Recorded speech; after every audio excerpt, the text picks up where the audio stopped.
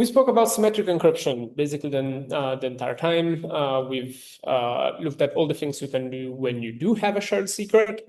The fill the rest of the gap space is how do we negotiate a shared secret? So asymmetric cryptography. Asymmetric cryptography broadly is asymmetric encryption, key exchange, and signatures. Signatures we're doing tomorrow, and we'll see how asymmetric encryption is nothing else than key exchange, just non-interactive.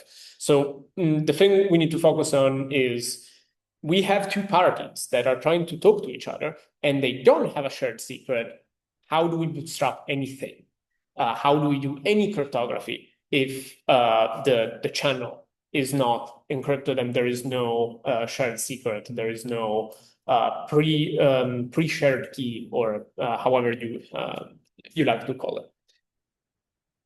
That's the whole field of key exchange. And key exchange used to be just Diffie-Hellman. And it was fun because you could do these nice explanations of Diffie-Hellman with paint. And sure, why not? Let's do it. But the problem with teaching this to right now, like these months, is that we are taking all of that stuff and we're having to toss it out the window because quantum computers might be coming. And that might is bigger than the attacker advantage we want for our schemes. So we don't actually have Diffie-Hellman anymore. And the whole lesson will be me hinting at so much stuff we could talk about in Diffie-Hellman, RSA, key exchange with elliptic curves and so on, and ultimately not wasting too much of your time on it because it doesn't matter anymore that much because quantum computers.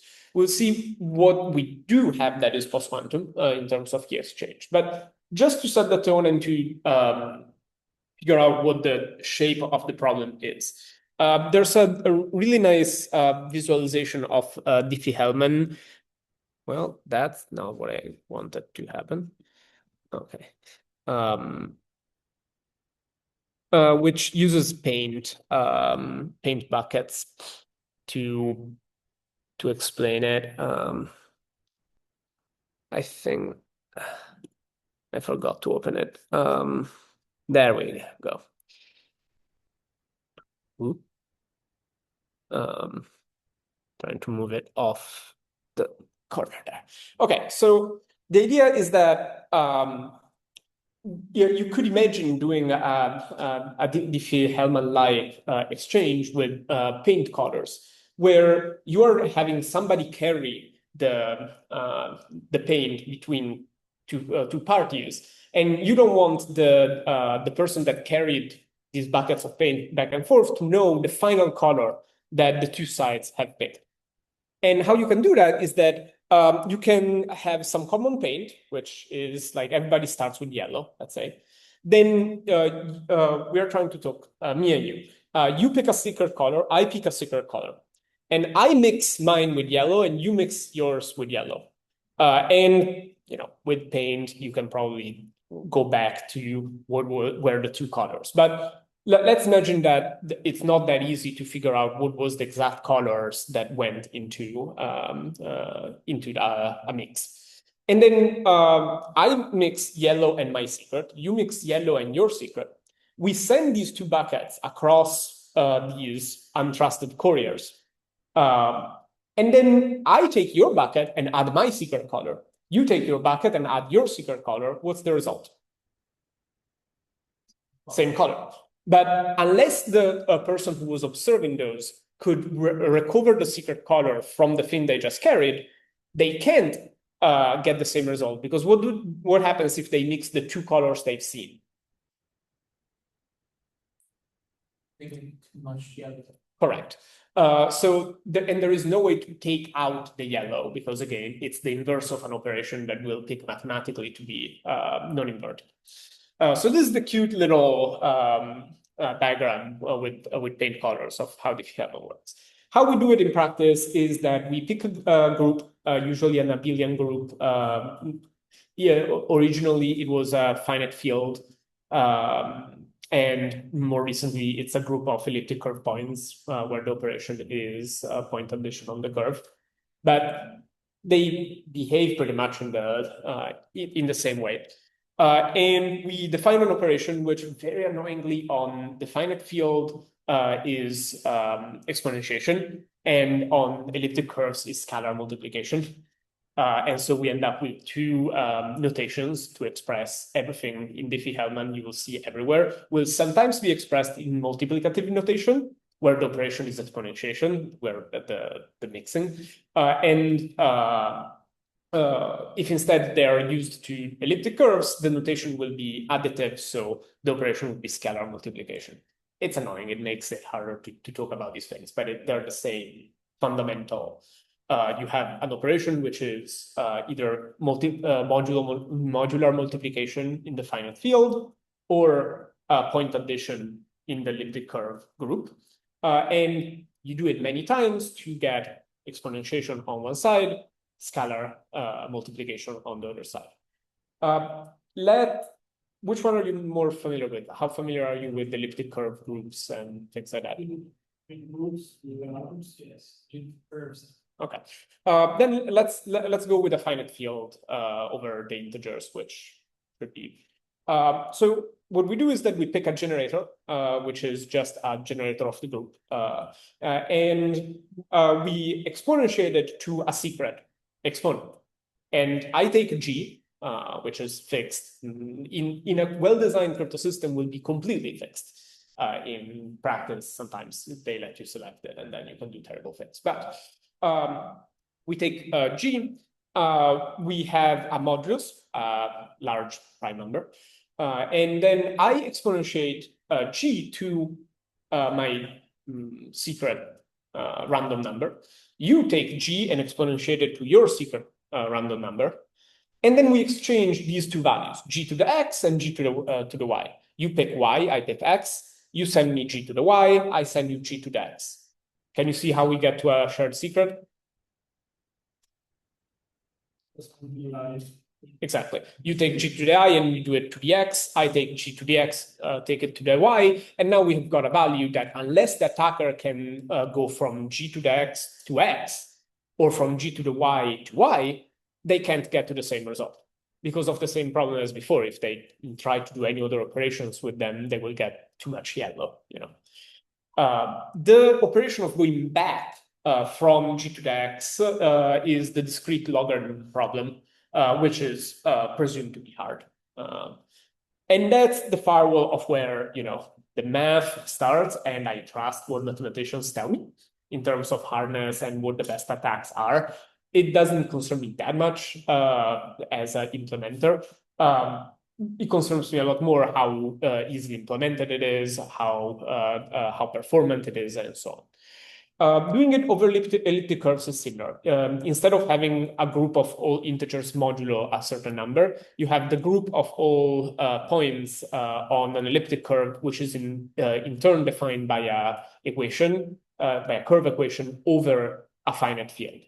Why add the elliptic curve superstructure on top of the finite field? Because it makes your finite field a lot smaller. So it makes your operations much faster. Elliptic curves are just faster than doing it over straight finite field for the same security. So we can get the same security level with much smaller finite fields we operate over. For example, the common curves that we use are usually 256 bits of field size.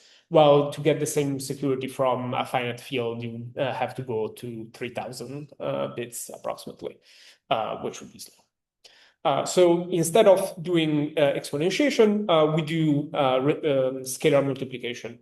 The concept of scalar multiplication is just multiplication made out of additions, because multiplication is not defined over the group, but addition is. And you just define multiplication as add itself this many times. And you can do that efficiently because you don't have to literally add it to itself that many times. You can do double and add operations where you just take the scalar, the multiplier, as a binary string, and then you go from the most significant to the least significant.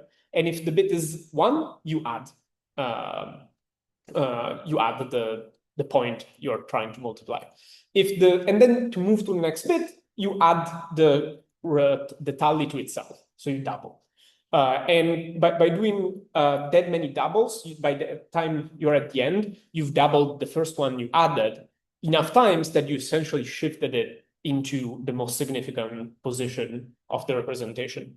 And that is just an efficient log n algorithm to do scalar multiplication. So you can efficiently multiply, add a point to itself n times in log n time. And that's convenient and fast. And you can make it constant time, which is important because an attacker might be monitoring what you're doing and try to glean what the bits of this scalar are, which are secret, by how fast you do it. If it's 0, you don't do the addition, so you're faster. But you can just as easily always do the addition, and then based on whether the bit is 0 or 1, discard the result that either has the addition or not.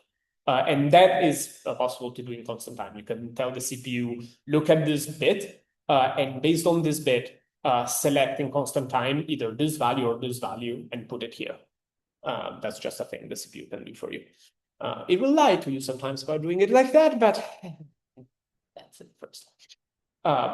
Yes. Isn't that constant only if you have a bounded number of bits, or is it constant? I mean, at that point, it's constant regardless of what, because the number of bits is bounded. Because the scalar has to be the size of the order of the group. It's not meaningful to have it larger than the order of the group. And so you just always do all the 256-bit doublings and always do 256-bit additions. And then before each doubling, either you discard the addition if the bit was 0, or you keep the addition if the bit was 1.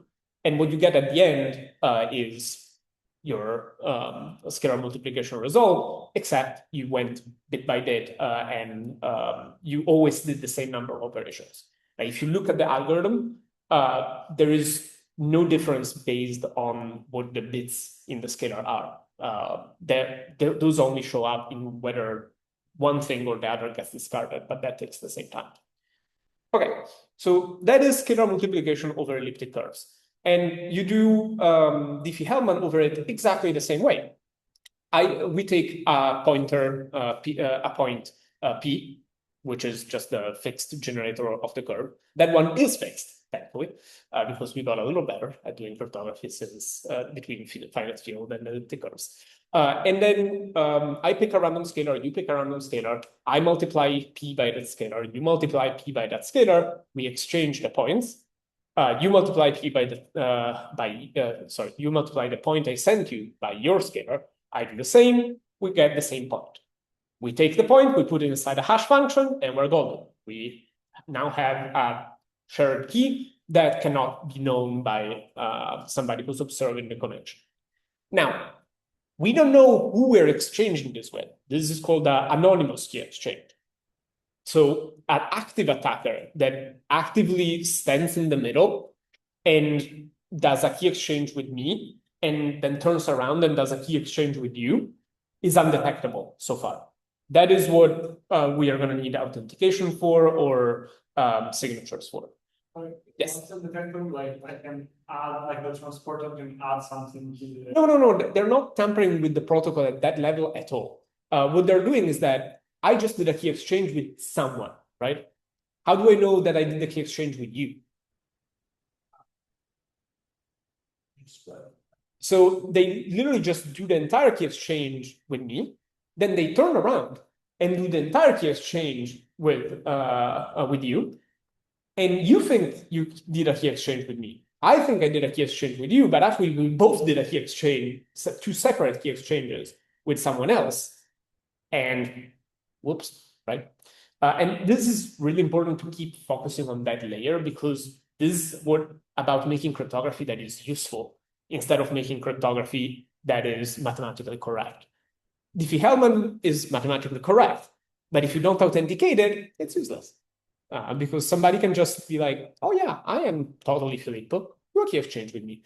And then do a key exchange with me. And then every time we try to communicate, they will take the message from me decrypted with the key they just negotiated with me, encrypted with the key they just negotiated with you, and send it to you, and will be none the wiser.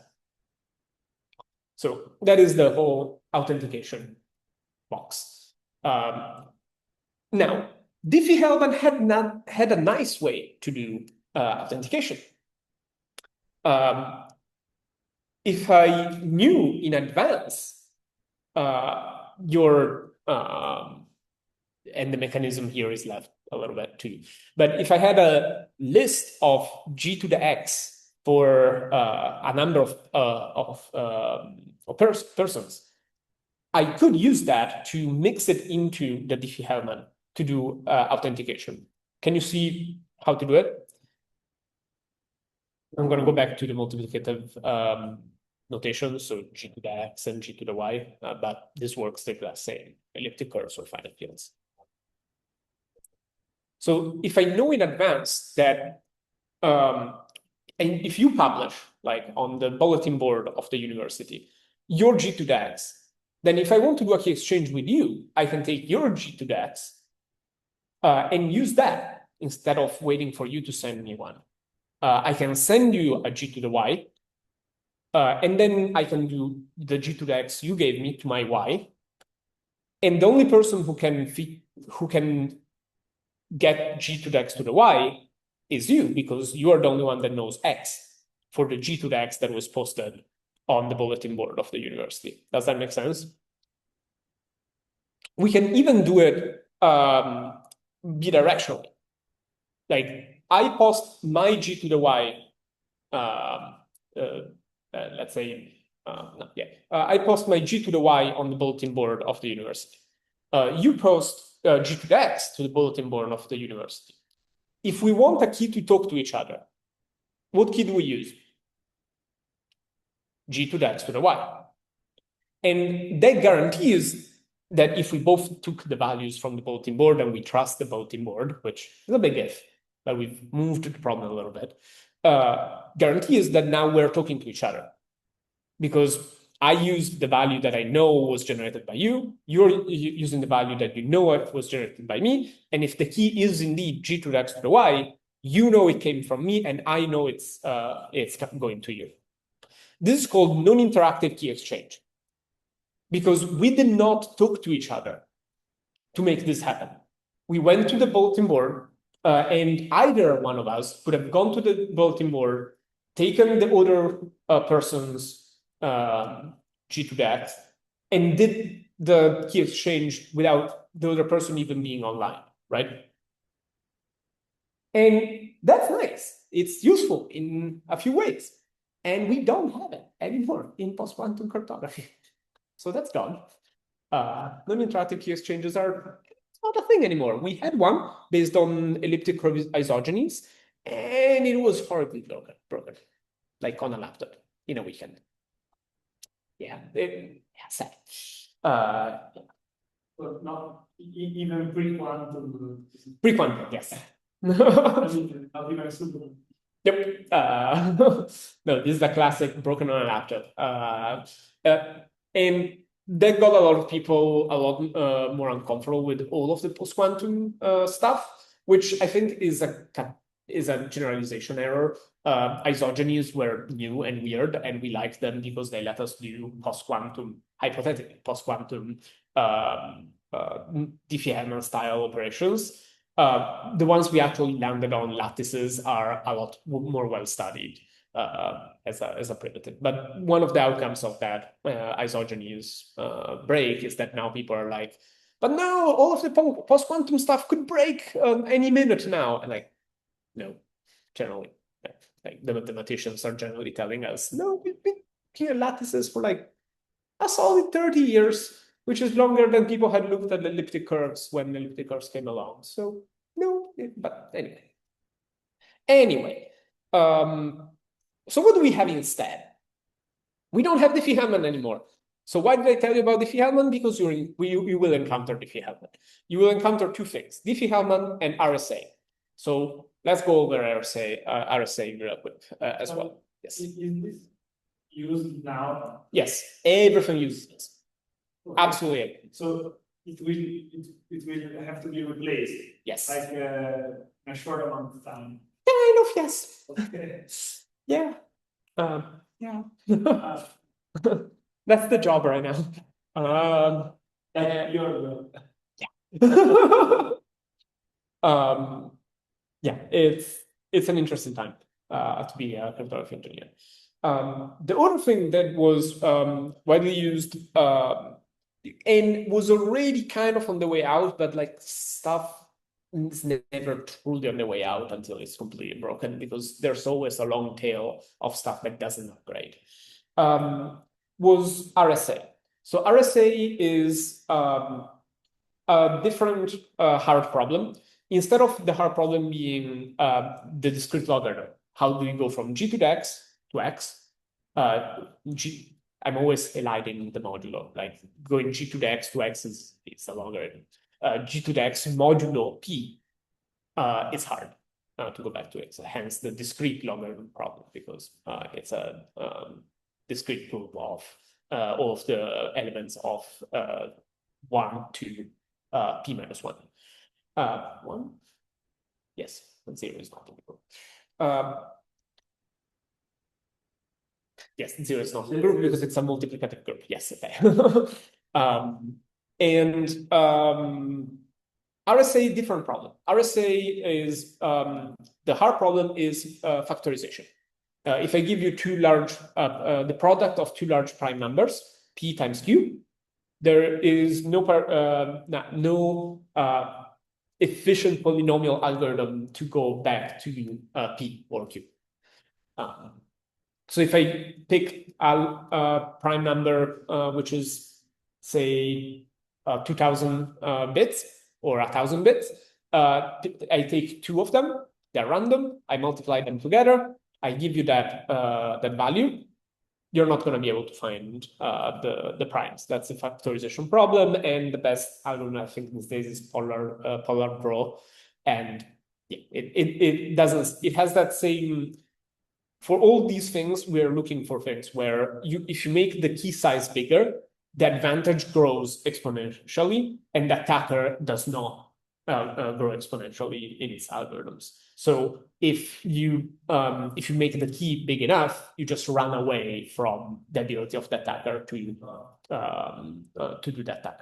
And the book has a good chapter entirely on the hard problems underpinning these. And I'm not going to waste your time much on these because, again, I'm telling you about them because you will encounter them, but they're all pre-quantum.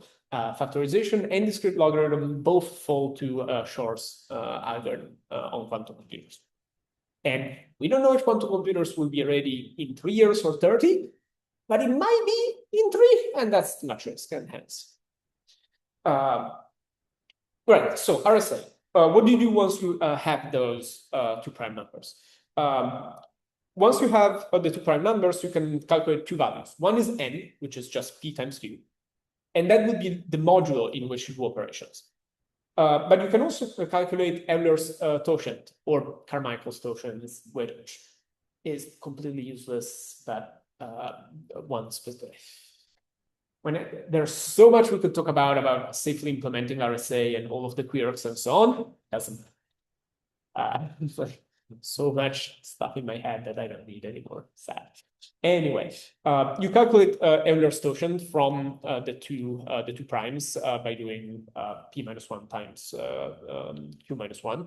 And using that, you can calculate the inverse of any number that is coprime with n modulo n.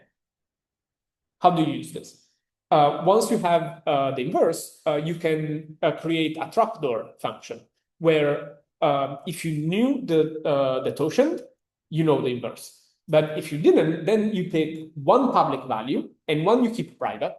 And if you take a value m, a number m, and you exponentiate it to 1 to the public one, which we're going to call e, and then you exponentiate it to the secret one, which we're going to call d, you go back to n, because they're the inverse.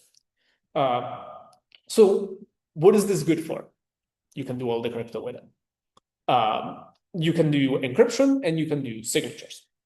Because now I can put the proverbial bulletin board my E and my N. So I generate the key generation phase is I pick two random primes. And it's not hard to pick random primes. There's actually like primes are pretty common in large numbers, and you just pick a random number and then run a few rounds of Miller-Rabin on them. Well, first you sieve out the ones that are divisible by small divisors, because that will already remove most of them.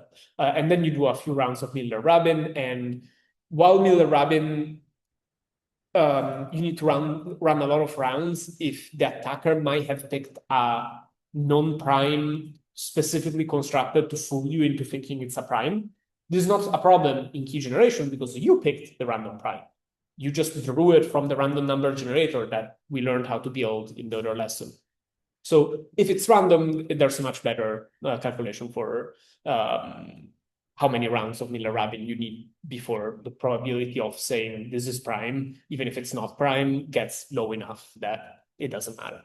So there's an algorithm, it's called Miller-Rabin. It tells you if a number is prime or not probabilistically. So you pick a random number. Is it prime? No. You pick another random number. Is it prime? No. You pick another random number. And you keep going until you have two big random numbers. You multiply them together. That's n. And n is part of your public key. Then you pick an E value, which usually these days we always pick a fixed value because it doesn't matter really. And that is the other part of your public key. Your public key is the product n of the two primes, which nobody can turn back into primes, the E value. Then you use your knowledge of the two primes to derive D, the inverse of E. And you keep it to yourself. That's your private key. Now you put N on the bulletin board of the university. I want to talk to you. What do I do? I generate a random key, random value. I take that as the M, and I send you M to the E. I send it to you, and I know that only you will be able to get back to M. Because now you have D, and with D you will do M to the D, you get M, and now that you have M, you have the same key as I do. Did that make sense? No. Which? Can we see like some formulas? Yes, yeah. Sorry, I should have pulled up. Yeah, I'm sorry. Yeah, that's difficult to think about the formulas. Yep.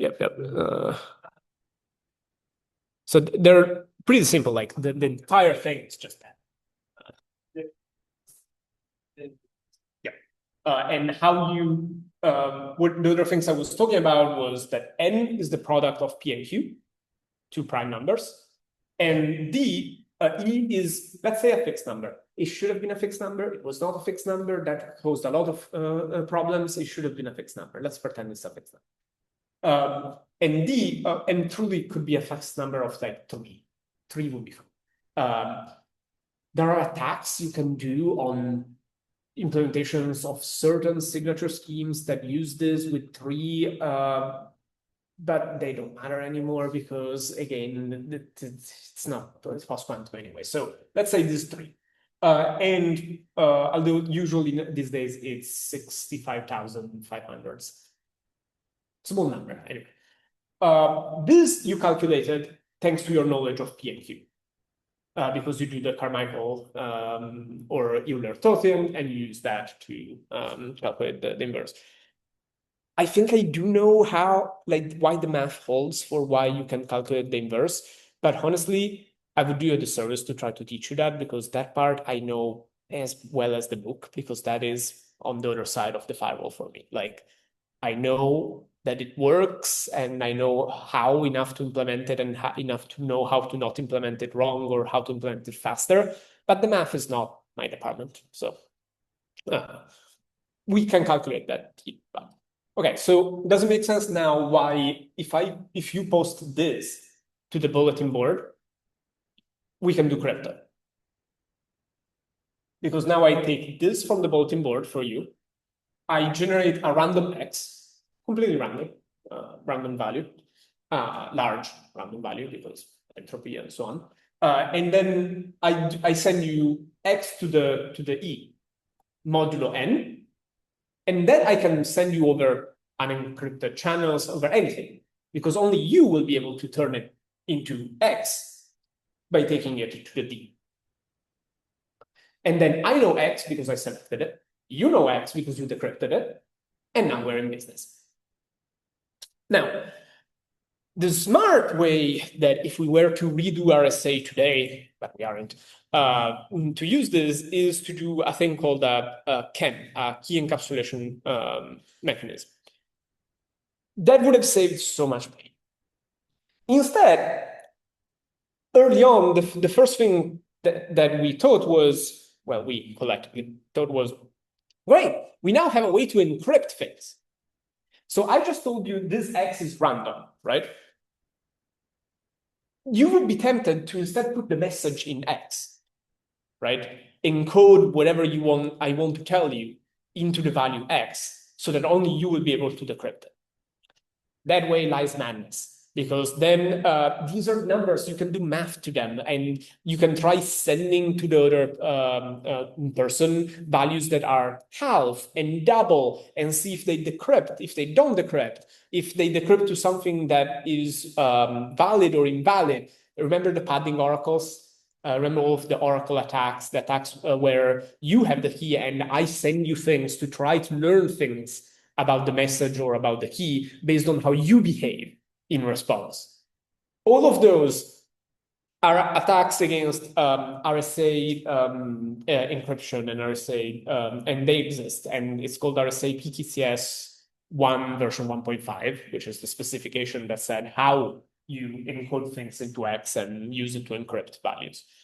And then we use that to encrypt a key and then send the key and use the key because we realize that X is too small anyway.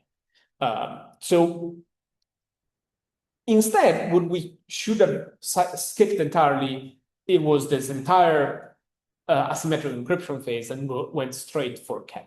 Because let's take a step back. What is our goal here? Our goal is to have an encrypted communication, right? Encrypted and authenticated. Authentication tomorrow with signatures, okay. We're trying to encrypt things and communicate. If we use Diffie-Hellman, we do Diffie-Hellman, and what comes out is a random, unpredictable value that we share. How do we do cryptography? We have a shared secret. We looked at that last week, right? We put it into a key derivation function. From the key derivation function, we get keys for a cipher and for a MAC, and we use the cipher and the MAC to encrypt messages. So far, so good. The same way to use RSA is the same. We use it to establish a random shared secret. We pick a random X. I know it because I selected it. I send it to you. You decrypt it. You get the random X. We take X, we put it into a key derivation function, and off we go from there. This is called a key encapsulation mechanism.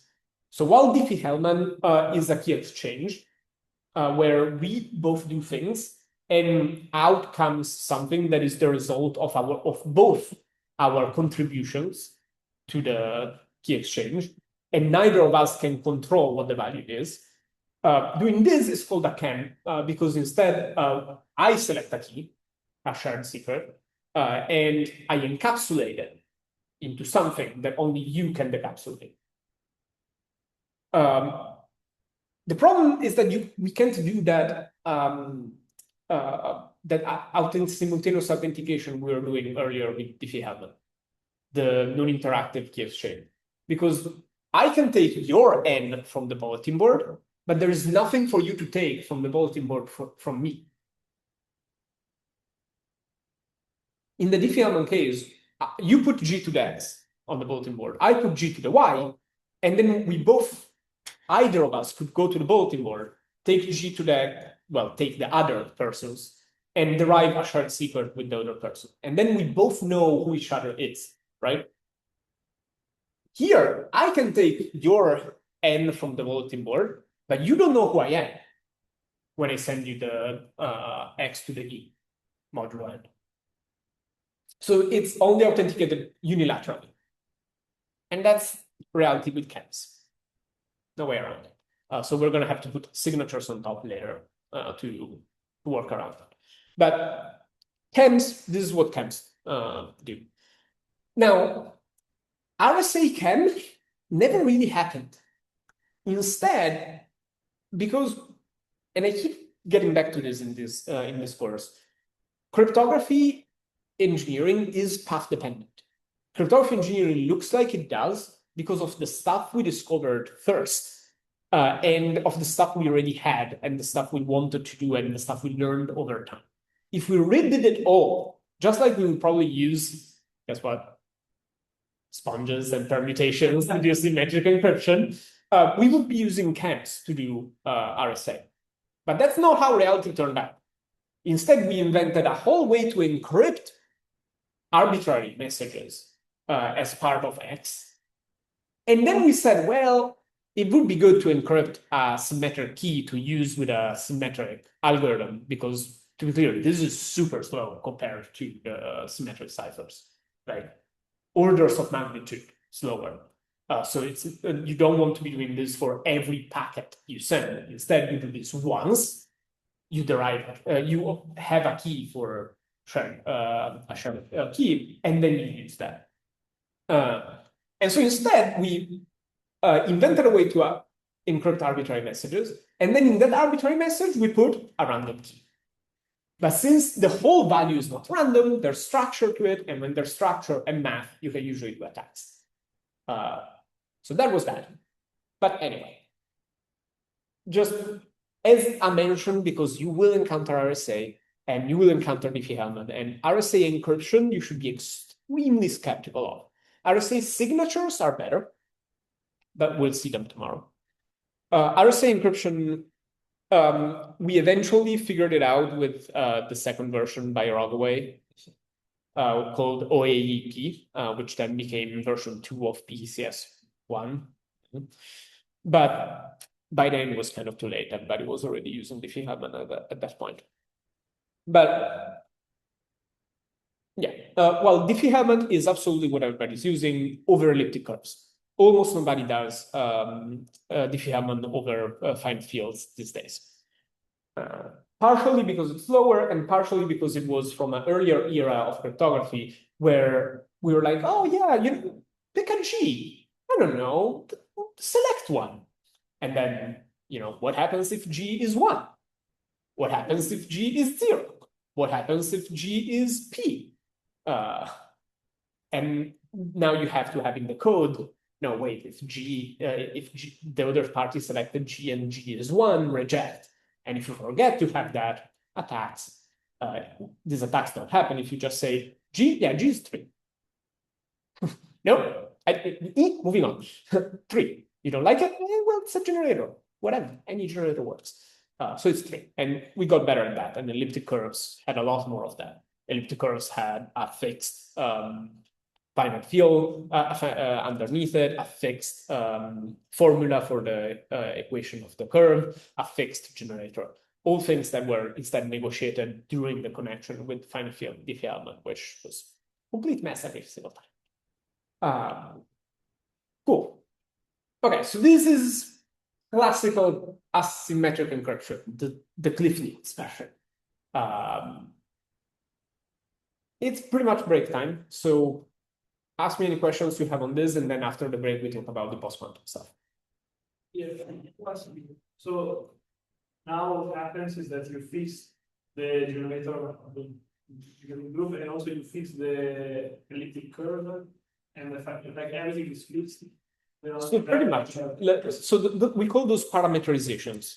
And parameter negotiation was how's that? The start of the Hitchhiker Guide to the Galaxy was a bad idea and made everybody very angry. Like negotiating parameters with your peer during the connection, we've essentially learned is just a bad idea.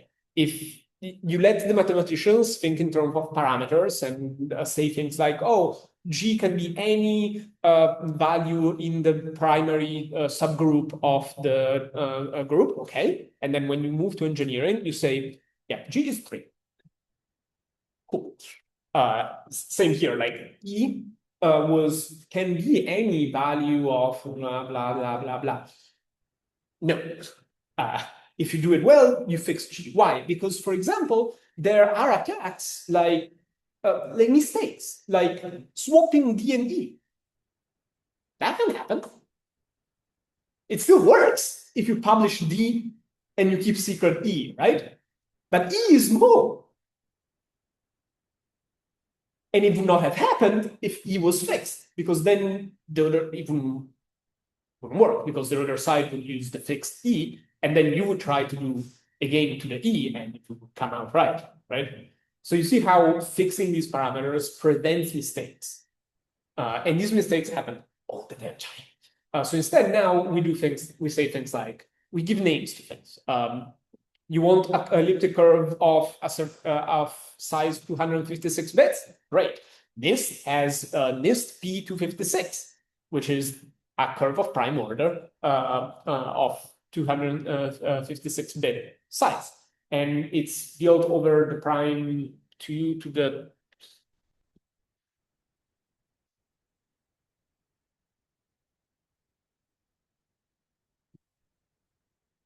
here. Those are the values. That's it. That is P. A and B are part of the formula for the short Weierstrass curve.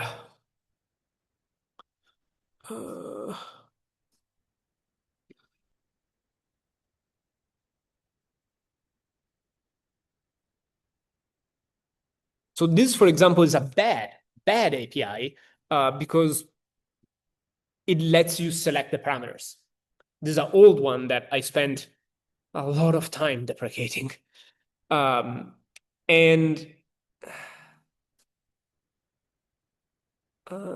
it had the formula somewhere. No, it doesn't. It just fixes A. God damn it. Well, there's a formula for the elliptic curve. It's literally just a formula of x and y with A and MB in it. And yeah, those are A, that's B, and that's the name of the curve. And when we say, hey, let's use P256, we know those are the parameters, and we can optimize for it, because see how weird this P value is? It's basically just a bunch of ones, bunch of zeros, bunch of ones, one, a bunch of zeros. Because doing operations modulo that prime, you can make it a lot faster. Because you can do tricks. It's easier to think about it if it's, there's an even easier one, which is 521, which is gigantic, so it's not actually fast. But this is a power of 2 minus 1. So if you are doing something, a reduction modulo that prime, you can do it really, really fast, because you don't have to do a division, which usually is what you need to do to do a reduction, like concept of reduction modulo and everything you're good with, right? Give you a signal. Like modular reduction and so on is that all? Yeah, cool. Okay, so say you have a very large value and you're trying to reduce it modulo that. If you're trying to reduce modulo power of 2, it's super easy, right? You cut everything under that bit position, you take away. How far is reducing by this from reducing by the power of 2 that's right above it? Every time you go around, how much error do you accumulate? 1. So now you know both the value very quickly of what it would be if it was over the power of 2, which is cut off and that. And you also know the error. You subtract, done. So every time, every time you go around, you should subtract 1, but you didn't, right? So you have to, you just, every time you go around, it's just again, the high level bits. So you just subtract and go back in. I think subtract. I'm not sure.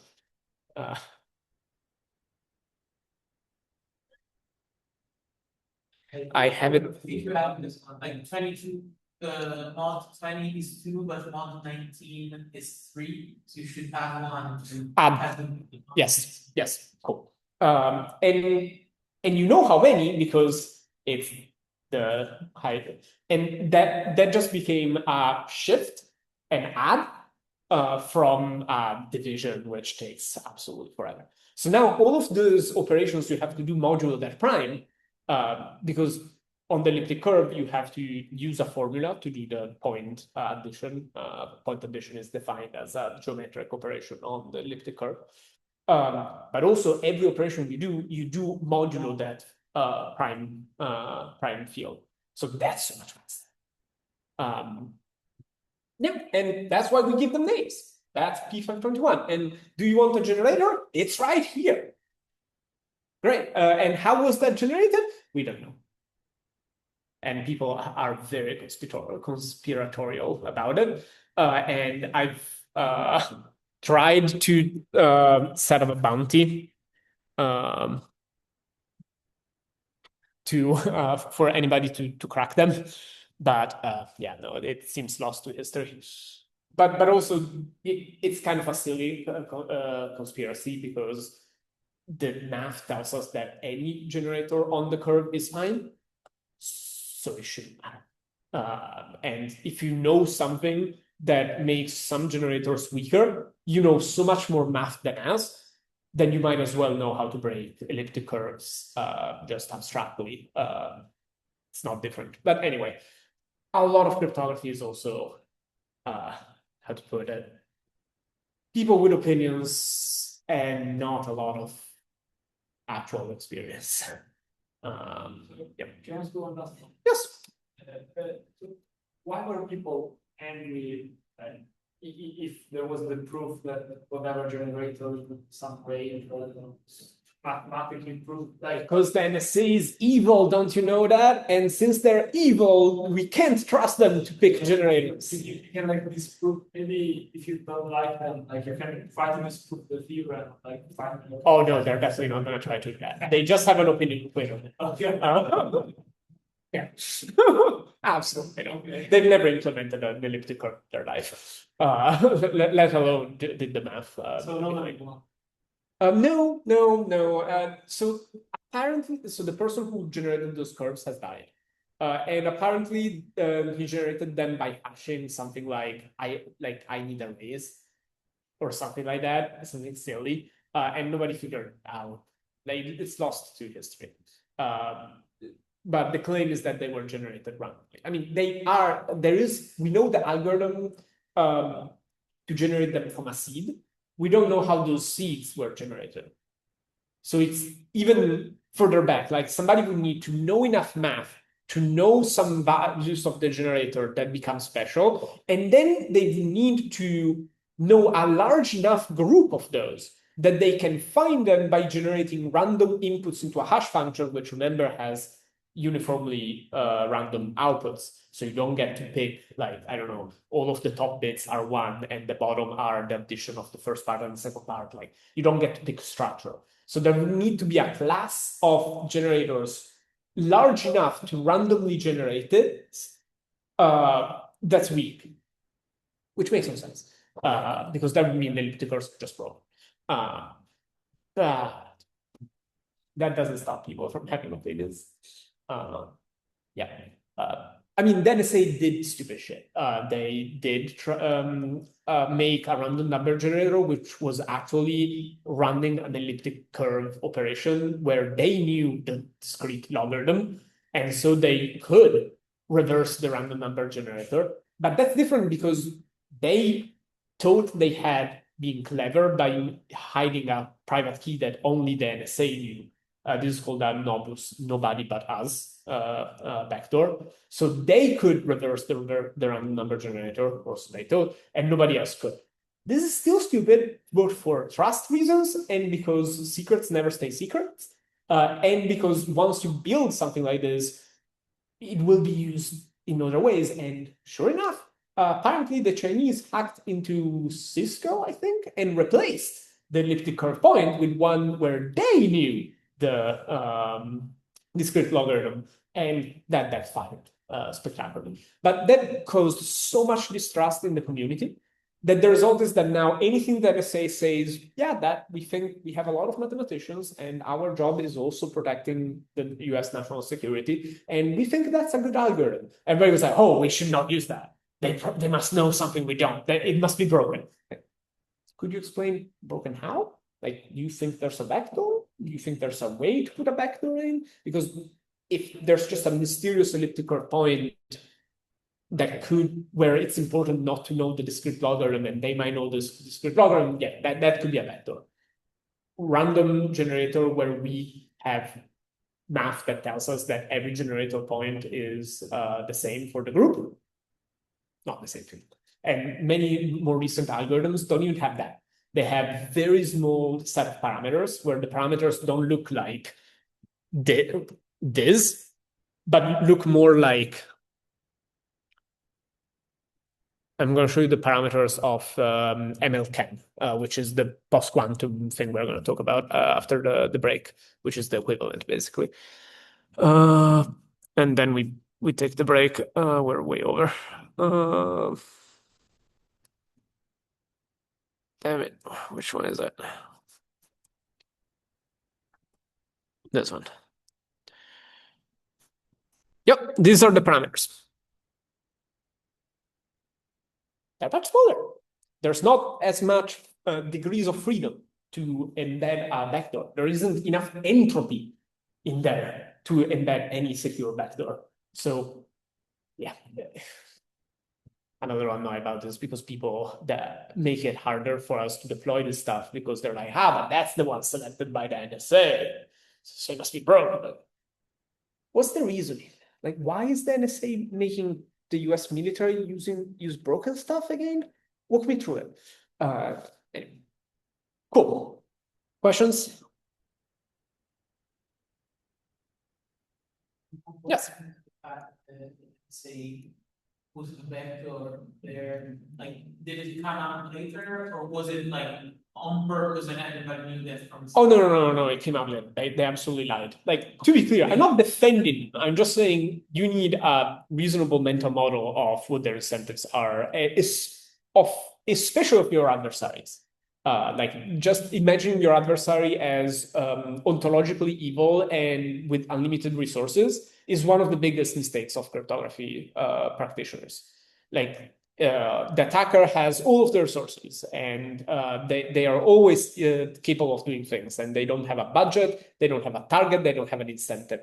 That leads to poor trust decisions. But no, they absolutely were an adversary in some settings, and they tried to they did pay a company to then use that very slow random number generator, because remember how I told you that elliptic curves are slower than symmetric stuff?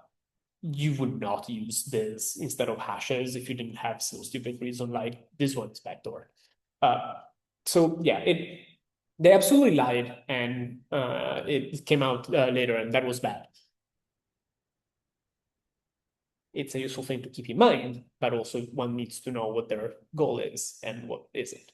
And I'm sure they would love to be able to intercept all of the adversaries' communications, but not at the cost of making the US communications interceptable by whatever mathematician is working in Pyongyang or Beijing or Moscow. So.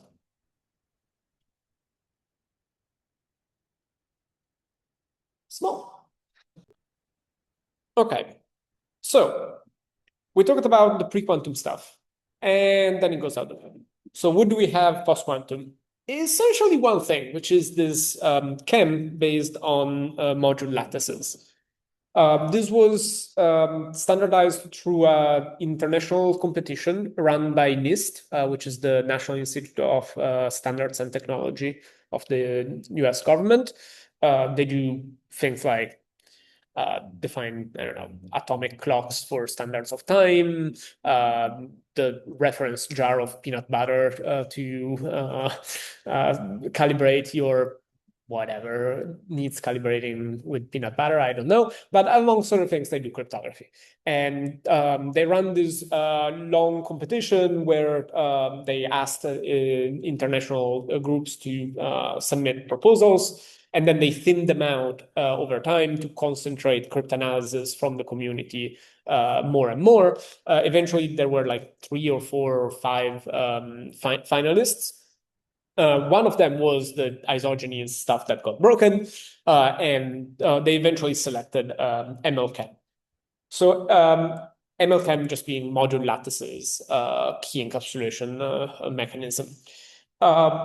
It is based on lattices, but to my great delight, there are no lattices at all in the specification. The lattices are how you analyze its security, but the entire stuff is just linear algebra, the kind that you would find absolutely trivial. Like I had to go back on a couple of things, but I promise you would find nothing interesting in the actual math of implementing this. It's just a few matrix and vector multiplications, and it's the core hard problem is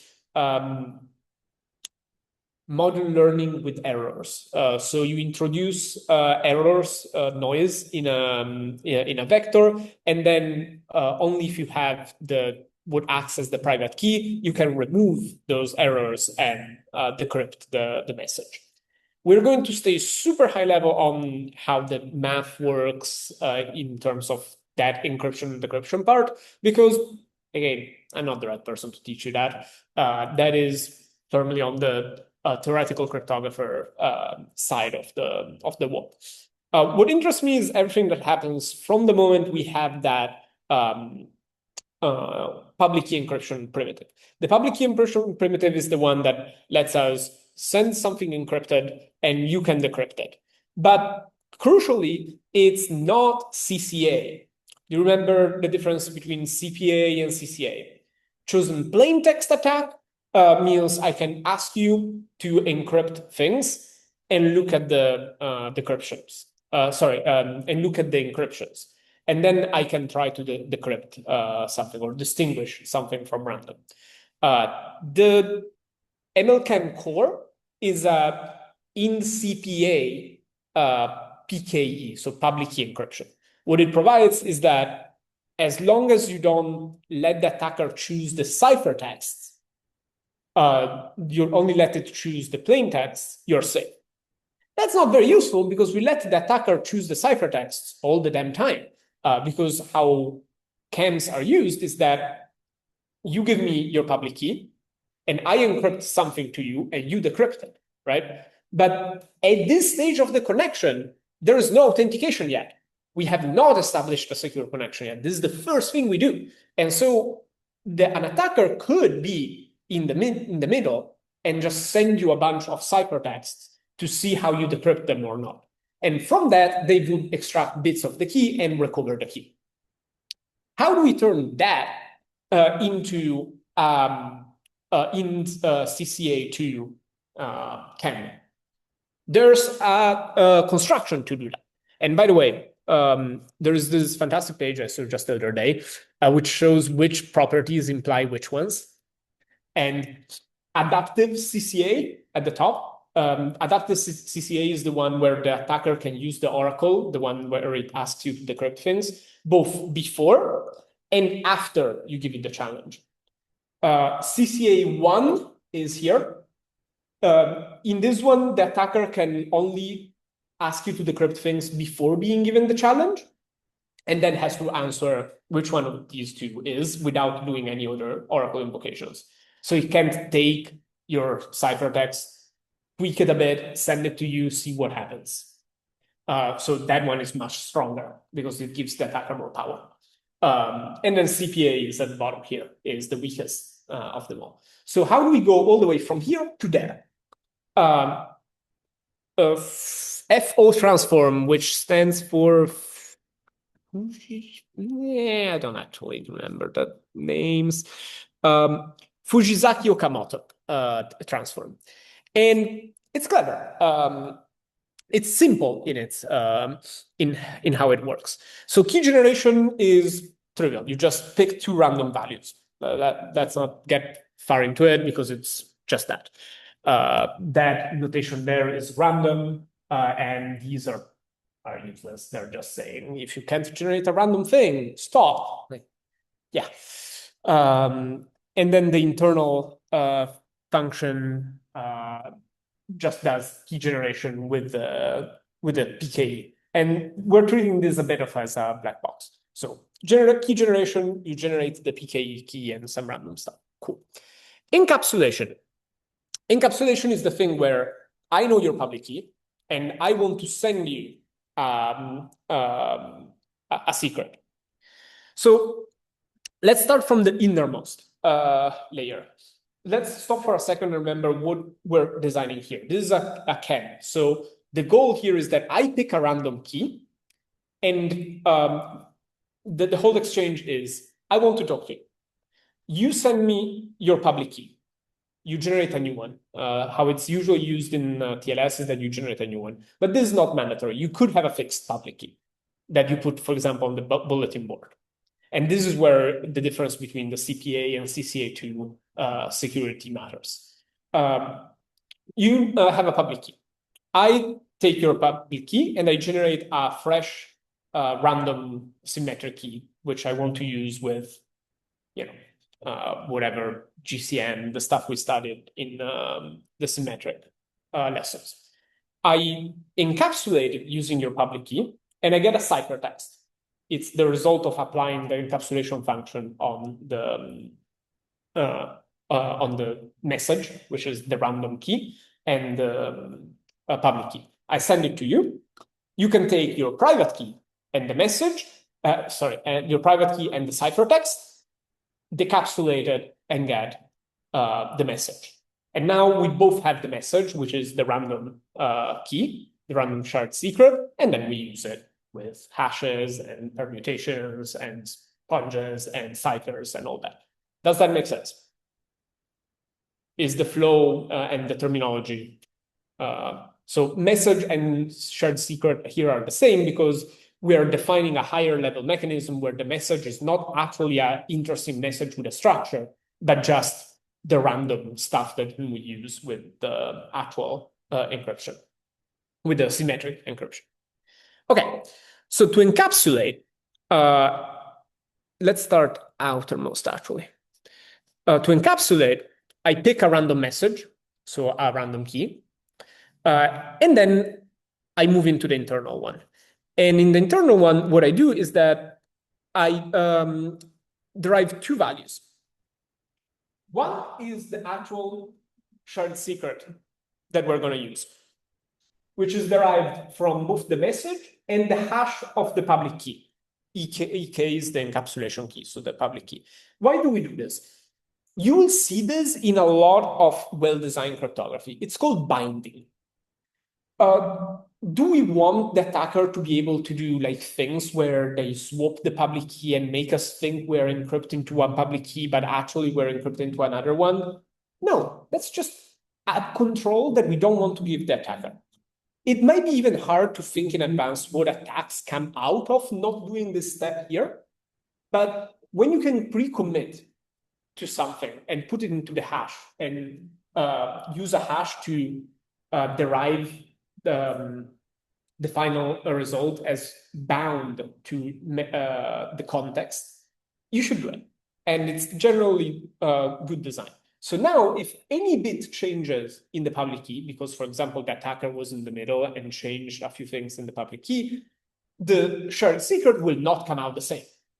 And then we will not establish the connection because I will use one key to encrypt something and you will not use the same key and we will not talk to each other and the connection will fail, and that's fine because the attacker will not know the key because we use the hash and the connection will fail, so the attacker cannot force us to do something where we didn't actually agree 100% on what was happening here.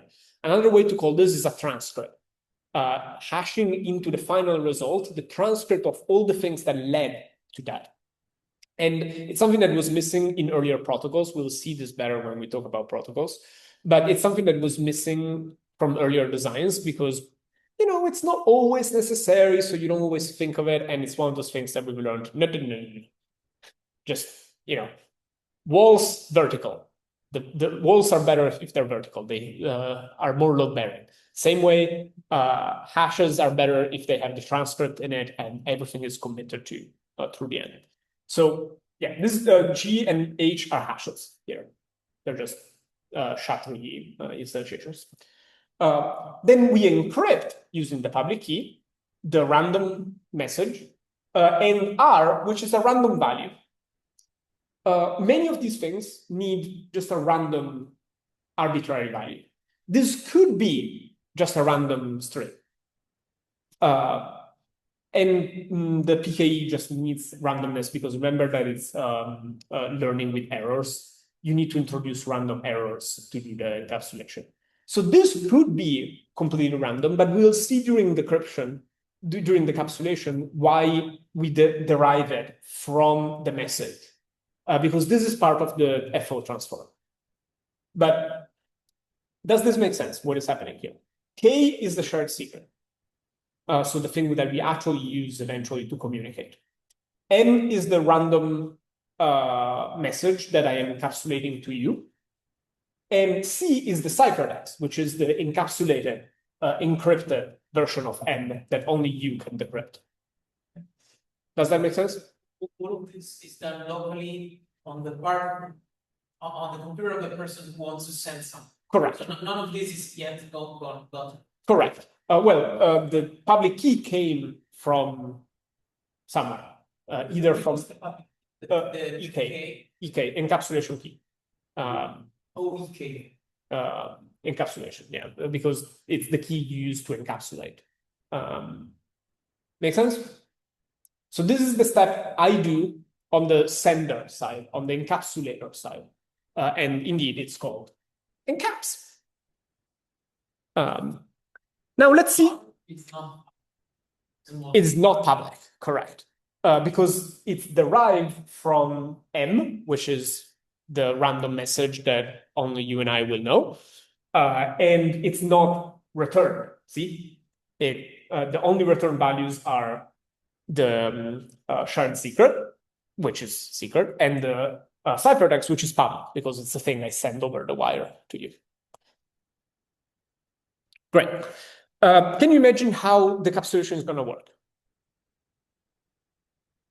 There's an easy way to do it, which is not, however, the complete FO transform. Like if you have C, what is the thing you're going to do? Just like there's a PKE encrypt, there's a PKE decrypt, which uses the decapsulation key, which is the other half of the key.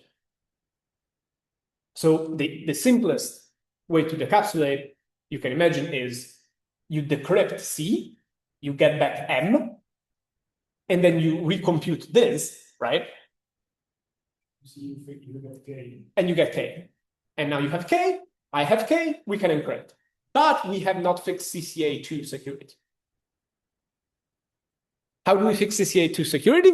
Where, remember, CCA2 is where the attacker might tamper with the C value to glean information out of the encryption mechanism. So here's how the decapsulation works.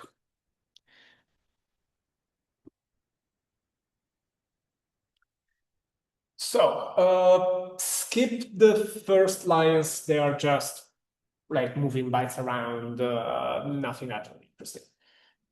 This is the part that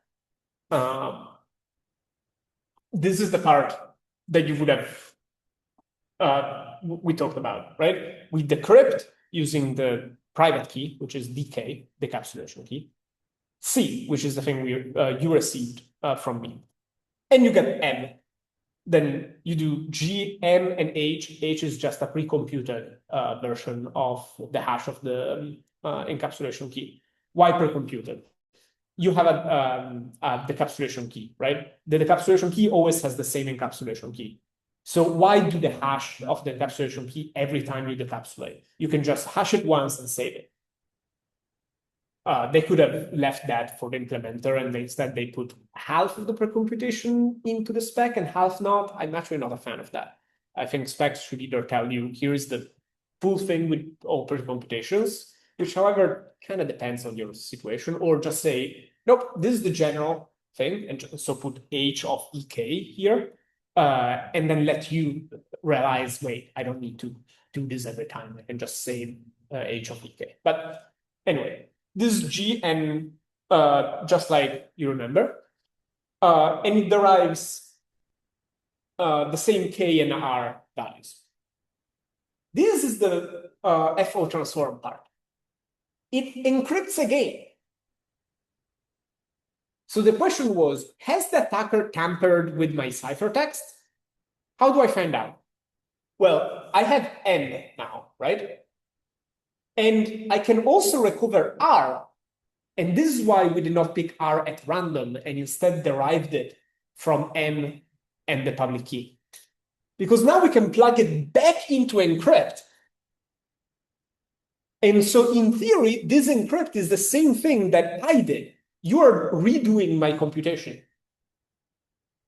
So you're encrypting to your own public key the message that you just decrypted using the random value that we derived the same way from N. And out comes a value, C.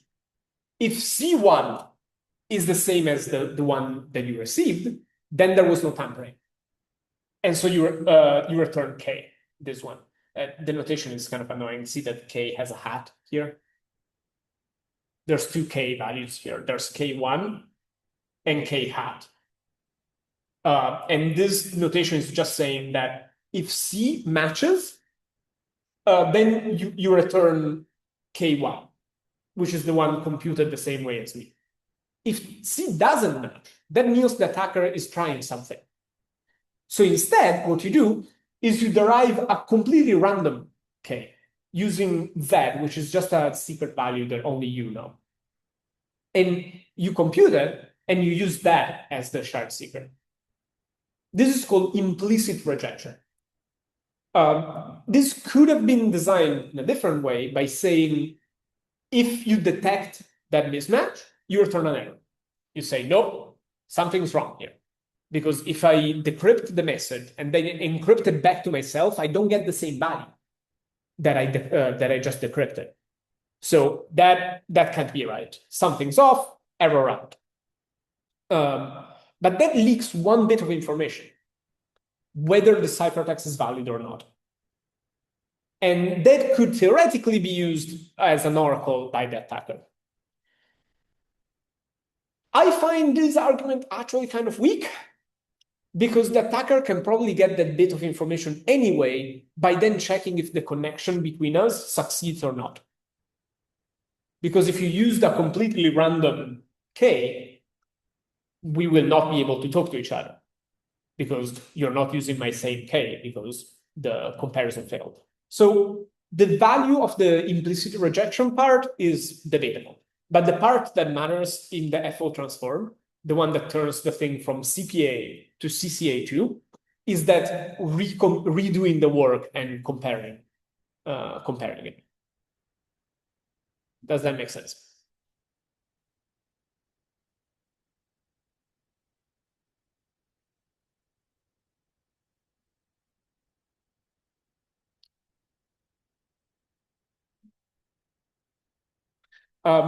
Does it make sense what we are trying to do? Like, we had a CPA thing, so one where it was secure as long as the attacker couldn't send us ciphertexts to see what we do with them. And then we did this trick so that if the attacker does anything to the ciphertext, we will detect it because we redo the encryption and check if it goes back to the thing we just decrypted. We exploit determinism on the sender side to redo the work of the sender on the recipient side to check that nothing was tampered with. That's the idea of the FO transform. That's it. And using that, we turn a thing that could only be used once because it's CPA. And if you let the attacker try to make you decrypt multiple things, now you need CCA. We turn it into a CCA to secure CAN, which is the most versatile post-quantum tool we have for now for key exchange and encapsulation. Yes? Cool. Okay, so what we have is a CAN. But what we want to do is actually encrypt some data, right? We briefly talked about it earlier, but the combining a CAN and symmetric encryption is usually called hybrid encryption. And this is very annoying because there's 15 different things that are called hybrid, and they are not the same. People also call hybrid using both Diffie-Hellman and MLChem at the same time as a hedge against one of them getting broken.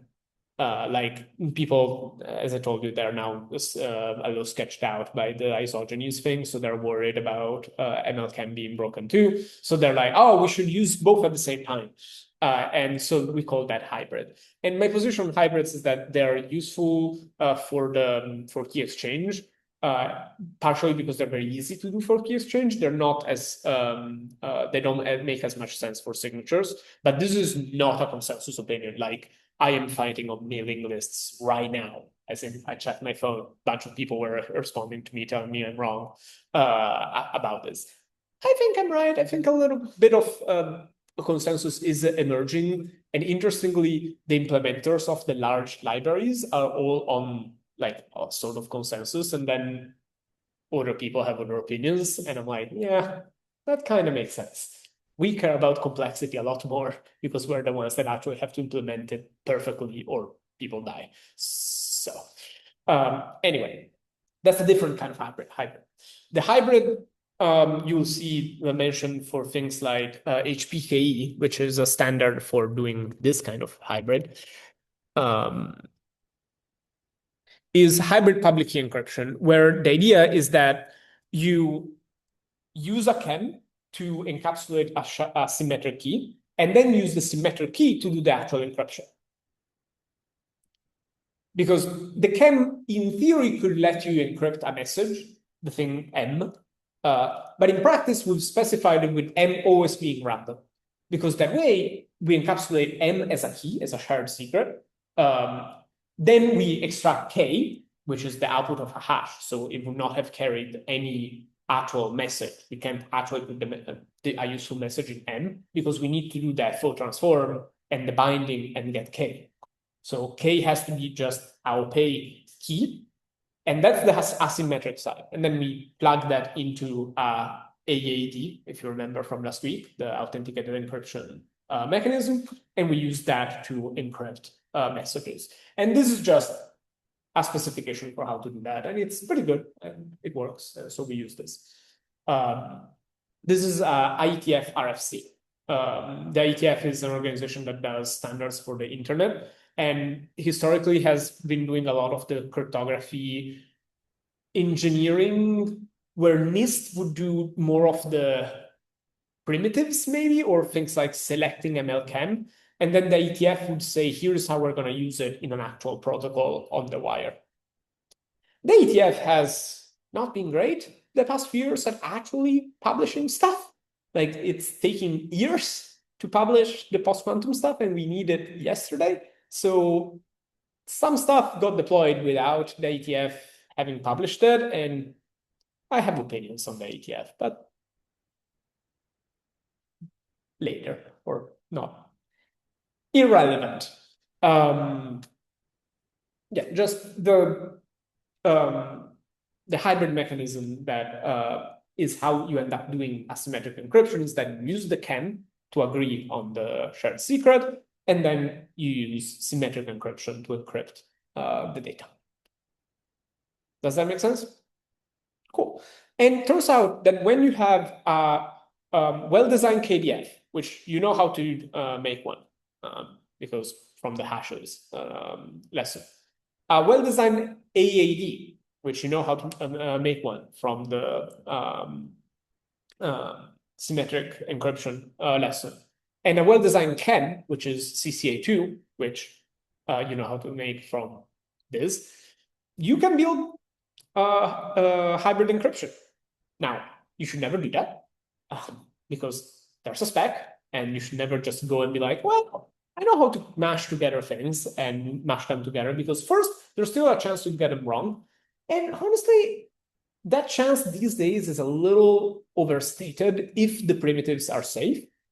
But second, and much more important, it will not be the same scheme that everybody else is using, because it would be like a little different because you designed it instead of somebody else designing it. And interoperability is crucial for two reasons. One, you want to actually interoperate probably with another computer that might be running older software, obviously. And second, if we have interoperable software, interoperable specifications, we can write the software once. Instead of implementing the software for 15 different hybrid encryption schemes, we implement it once, and then we can write good test vectors. We can try to prove parts of it in lean. We can do a lot of work to make that implementation very good.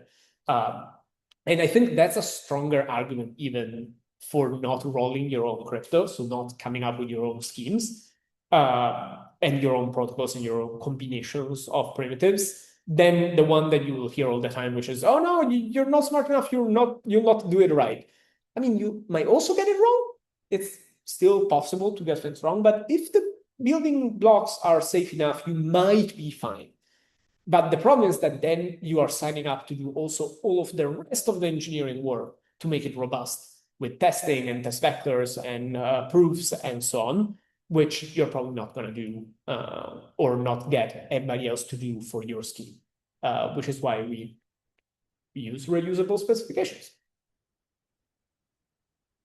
And tomorrow we talk about signatures, but next week we talk about protocols, which is where it gets so important to be using the same schemes, because generally a protocol is about how two computers talk to each other, and they might be a Linux machine and a Windows machine that run Chrome on one side and Windows server something on the other side, and they still need to agree on how to hash the things, how to do the CAN, do the KDF, do the encryption. So there are very precise specifications for how to do that, and we try to minimize how many different ones we have in the world.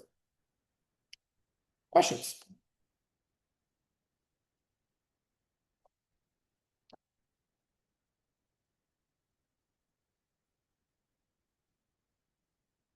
I'm checking if I'm forgetting something.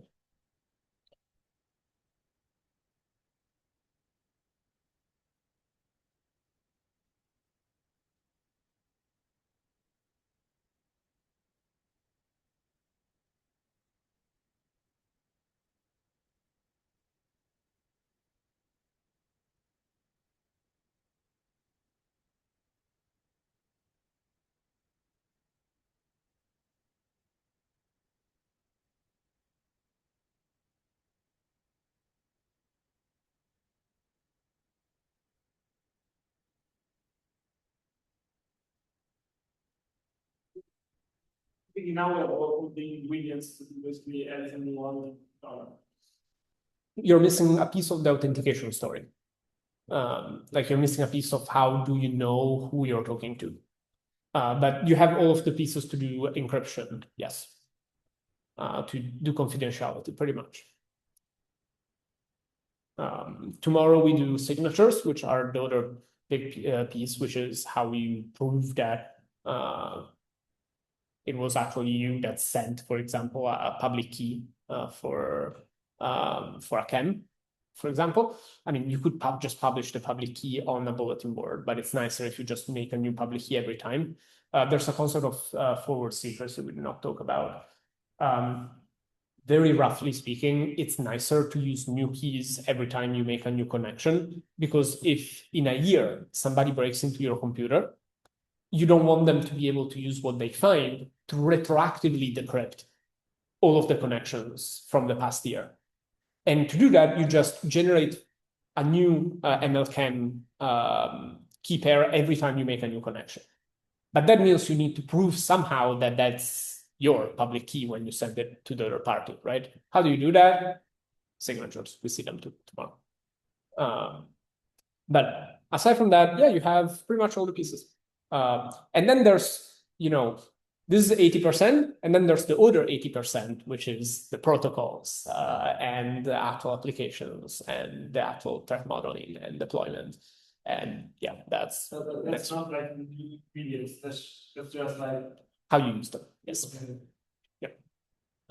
Which is often overlooked, especially by theoreticians. So if you take one thing from the course is the implementation details matter sometimes more than the math and the CCA2s of the constructions. Remember the stuff about parameters? So many attacks on RSA would have been avoided by just fixing a bunch of the parameters. No mathematician cares about that. There's no math in it. There's just put in a PDF. But so much broken cryptography could have been avoided. It's staggering. So does quantum do quantum computers only break the asymmetric part?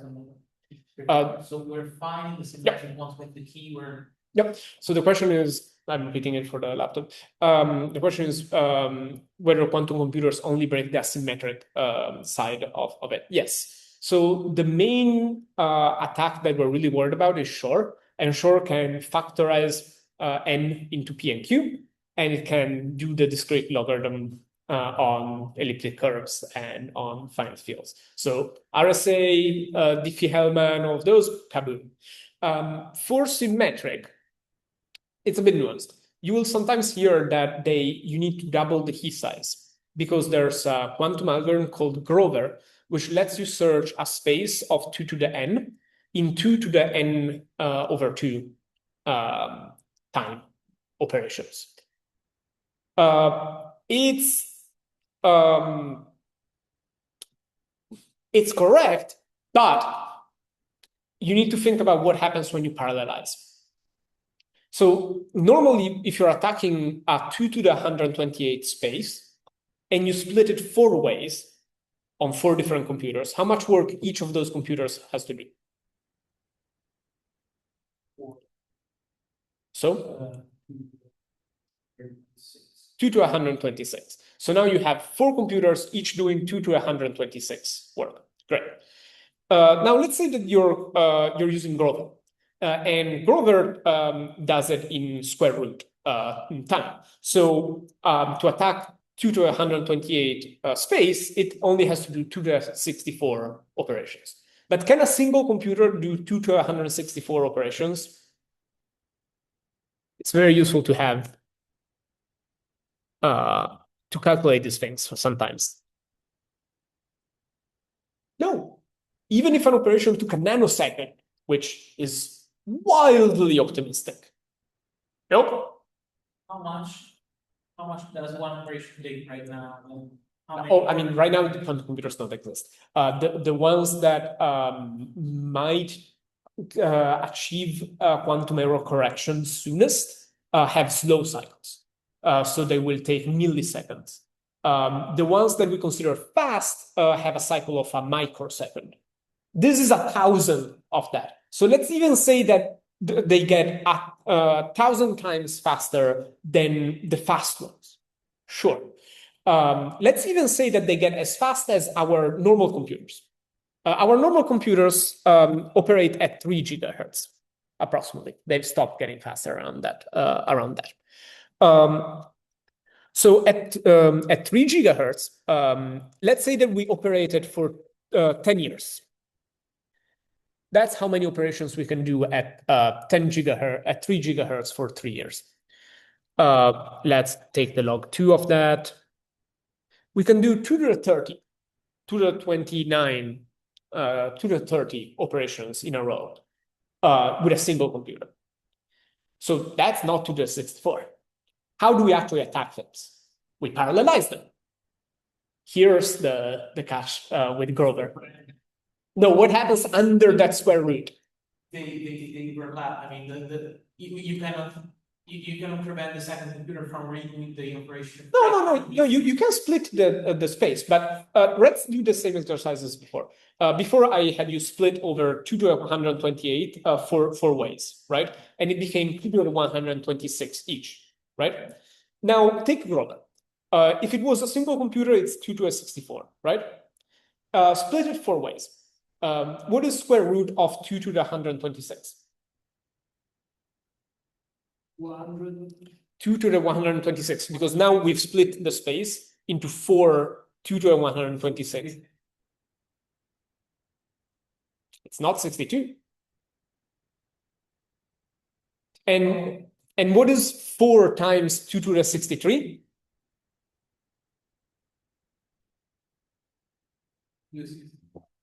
Boom. It's not 2 to the 64 anymore.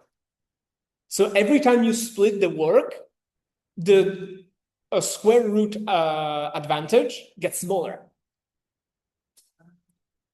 And if you keep splitting, it gets smaller and smaller and smaller. And at the end, if you do split it enough to only do 2 to the 29 operations in a row, which again is 3 gigahertz for 10 years, which is wildly optimistic, now the number of computers you need is 2 to 100 something. Good luck. Yeah, the growth in the parallelization is exponential. Essentially, the more you parallelize, the worse the speed up gets. So looking at the numbers, so 2 to 128, then we divided by 4 and log 2 because of that was 126. Cool. But now if we were doing normal work, 4 times that was back to 128. But if we do the square root,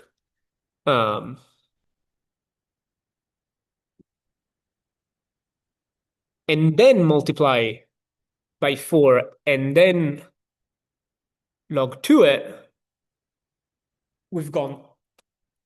If we keep doing that, if instead of 4 here, we put, 1024, more work. And since we need to make that number big enough that it lets us take something from 2 to the 64 to 2 to the 29. So it will have to be 2 to the 64 divided by 2 to this number. And we need to put it here. And then here. Oops. At the end, the amount of work became unreasonable. The amount of parallelism or the amount of work total across the system. So Grover does not actually reduce the space in the same way that we think about it. Because when we think about attacks against 2 to the 64 things, we say, yeah, we could do that. Why would we say that? Because we think we could take a couple million computers and run them in parallel and just split the space a couple million. How many times? More. Well, a lot more. But we say we could split these across many times. Because with a perfect brute force, that's fine. That doesn't make the algorithm slower. But with Grover, the speed up under the square root gets less and less useful the more you parallelize. And there are proofs from the 1990s about the fact that Grover is optimal and doesn't parallelize better than the naive parallelization. So no, symmetric keys are fine. And not a lot of people understand this. Lots of people, including some state governments, will tell you that you need 256 bits for quantum computer security because Grover turns them into 128 bits of work. Like, we have enough work to do without also rolling the stuff that is funny. It's a pet peeve of mine, in case it wasn't clear. Any other questions?